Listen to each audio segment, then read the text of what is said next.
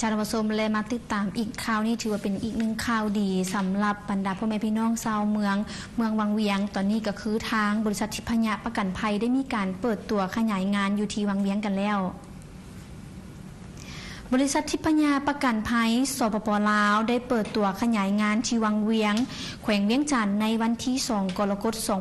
2016 โดยท่านบุญไซบุญญานุรักษ์กรรมการผู้จัดการใหญ่ได้ให้เกียรติมาเป็นประธานแนะนำนักธุรกิจหนุ่มรุ่นใหม่เป็นตัวแทนของทิพยประกันภัยโดยเมนทานบุญตีจันทิราชจะได้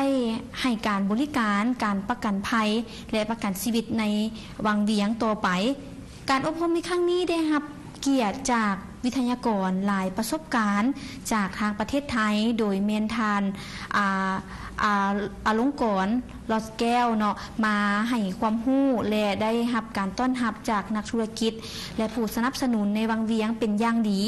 ทั้งประกันชีวิตแบบออมทรัพย์การประกันภัยแบบกลุ่มการประกันภัยอุบัติเหตุและการประกันภัยรถเป็นต้นอันนี้ถือว่าเป็นอีกหนึ่งข่าวดีสำหรับก็คือให้บรรดารับใช้ให้กับบรรดาพ่อแม่พี่น้องชาวเมืองวังเวียงสามารถที่จะหาซื้อได้แล้วในตอนนี้ท่านผู้ชมถือ